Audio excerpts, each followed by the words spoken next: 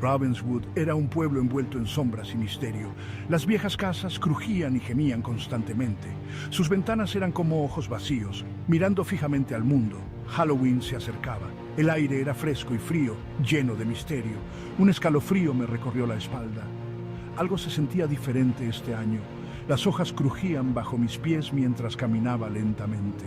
Cada paso resonaba en el silencio absoluto. Incluso durante el día, Ravenswood se sentía embrujado y extraño. «No vayas a las casas abandonadas este año», me advirtió mi mamá, con voz baja. «¿Por qué no?», pregunté, aunque ya sabía la respuesta. «Cosas malas pasan allí», dijo ella, «especialmente en Halloween».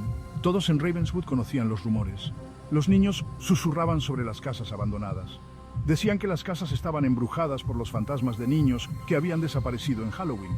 Algunos niños decían que los niños habían sido secuestrados. Otros decían que habían entrado en las casas y nunca habían salido. Este año, los rumores eran aún peores. La gente decía que los niños desaparecidos habían regresado. «Te reto, mi mejor amigo, Max», me sonrió. Estábamos parados en las afueras del pueblo, cerca de las casas abandonadas. El viento giraba a nuestro alrededor, llevando el aroma de la descomposición. «No tengo miedo», mentí. «Pruébalo», me desafió Max. «Entra en una de las casas. Solo por un minuto». Sabía que no debía hacerlo, pero no podía dejar que Max pensara que tenía miedo. «Bien», dije, «pero tú vienes conmigo». Caminamos hacia la casa más cercana, sintiendo el peso de la oscuridad a nuestro alrededor. Era una mansión victoriana en ruinas, con la pintura descascarada y las ventanas tapiadas, como si nadie hubiera vivido allí en décadas. El porche delantero se hundía precariamente, amenazando con colapsar en cualquier momento. Respiré hondo y abrí la puerta, que se quejó con un crujido largo y agudo. Se abrió con un crujido que pareció resonar por toda la casa. Adentro estaba completamente oscuro. No pude ver nada, ni siquiera mis propias manos. Busqué a tientas mi teléfono y encendí la linterna, esperando que la batería no se agotara. El débil rayo de luz solo iluminaba un pequeño círculo en la oscuridad, apenas suficiente para ver por dónde caminábamos. El aire era denso por el olor a polvo y descomposición, haciendo difícil respirar. «Este lugar es espeluznante», susurró Max, su voz temblando ligeramente. «Vamos a terminar con esto», dije, tratando de sonar más valiente de lo que me sentía. Caminamos lentamente por la casa, nuestros pasos resonando en el suelo de madera, cada crujido aumentando nuestra ansiedad. Entramos en una habitación grande y oscura. El aire estaba cargado de una sensación de abandono. Parecía que alguna vez había sido una sala de estar, ahora desprovista de vida y calidez. Había una chimenea en una pared y un ventanal en la otra, ambos cubiertos de polvo y telarañas. Los muebles habían desaparecido, pero todavía había algunos juguetes esparcidos por el suelo, como si los niños hubieran salido corriendo. De repente, escuchamos un ruido. Fue una suave risita que resonó en la habitación vacía. ¿Escuchaste eso?, susurré. Mi corazón latía con fuerza en mi pecho, cada latido resonando en mis oídos.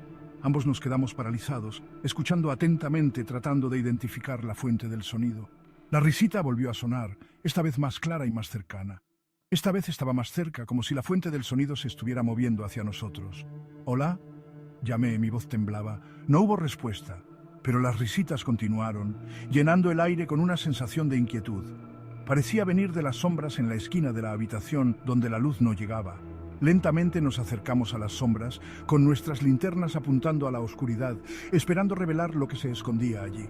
A medida que nos acercábamos, las risitas se hicieron más fuertes, resonando en nuestras cabezas.